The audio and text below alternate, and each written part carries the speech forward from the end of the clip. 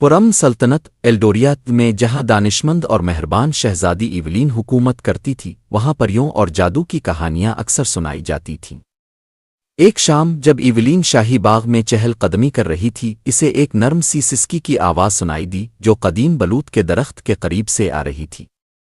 تجسس کے مارے وہ آگے بڑھی اور دیکھا کہ ایک ننھی سی پری جو اس کی ہتھیلی جتنی چھوٹی تھی آنکھوں میں چمکتی آنسوؤں کے ساتھ بیٹھی تھی۔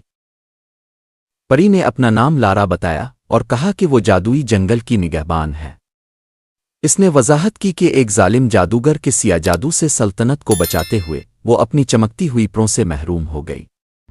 ان پروں کے بغیر نہ وہ جادو کر سکتی تھی اور نہ ہی اپنی پریوں کی دنیا واپس جا سکتی تھی۔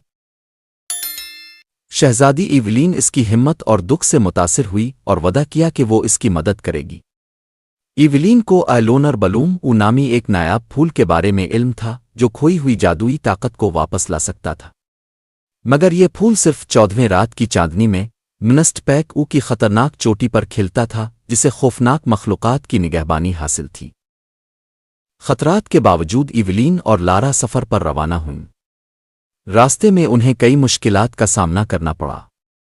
ایک جگہ ایک دیو قامت سانپ دریا کی نگہبانی کر رہا تھا مگر ایولین کی نرمی اور عقل مندی نے اسے قائل کر لیا اور وہ انہیں گزرنے دے گیا۔ پھر ایک خاردار بھول بھلیوں سے واسطہ پڑا جو مسافروں کو گمراہ کرنے کے لیے جادو سے بنائی گئی تھی۔ لارا کو اپنی ماں کی ایک لوری یاد آئی اور جب اس نے وہ نغمہ گایا تو کانٹے خود بخود ایک راستہ بنانے لگے۔ آخرکار وہ چوٹی تک پہنچ گئیں اور وہاں لونر بلوم کو چمکتے دیکھا۔ جیسے ہی ایولین نے پھول کو چائے کے لیے ہاتھ بڑھایا ایک سیاہ آندھی اٹھی اور وہی ظالم جادوگر سامنے آ گیا۔ اس نے ایولین کو دھمکایا کہ وہ پھول کو نہ چاہیے کیونکہ یہی اس کی طاقت کا واحد ذریعہ تھا۔ لارا خوف کے باوجود ایولین کے سامنے آ گئی اور اس کی حفاظت کے لیے کھڑی ہو گئی۔ ایولین نے نرمی اور دانائی سے کہا، وہ جادو جو تکلیف سے پیدا ہو کبھی دیر پا نہیں ہوتا۔ اصل طاقت ہمدردی اور بہادری میں چھپی ہے۔ شہزادی کی باتوں سے جادوگر کی آنکھوں میں تذبذب نظر آیا اور اس کا جادو کمزور ہونے لگا۔ لارا نے ایک قدیم پریوں کی دعا پڑھی اور جادوگر ایولین کی نرمی اور سچائی سے متاثر ہو کر دھیرے دھیرے مٹنے لگا۔ چاندنی میں لونر بلوم کی روشنی اور بھی تیز ہو گئی۔ جیسے ہی لارا نے اسے چاہوا اس کے پر دوبارہ نکل آئے پہلے سے زیادہ خوبصورت اور رنگین جیسے تتلی کے پروں کی چمک۔ شکرگزاری سے بھرپور لارا نے ایولین کو گلے لگا لیا اور وعدہ کیا کہ ان کی دوستی ہمیشہ قائم رہے گی۔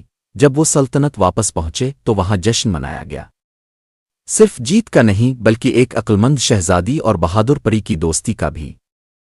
ایولین جان گئی تھی کہ صرف دانائی نے لارا کو نہیں بچایا بلکہ دوسروں کے لیے احساس ہمدردی اور بہادری ہی اصل جادو ہے، اور یوں شہزادی اور پری ہمیشہ کی دوست بن گئیں جو اپنی سلطنت کی حفاظت کے لیے ہمیشہ ساتھ رہیں۔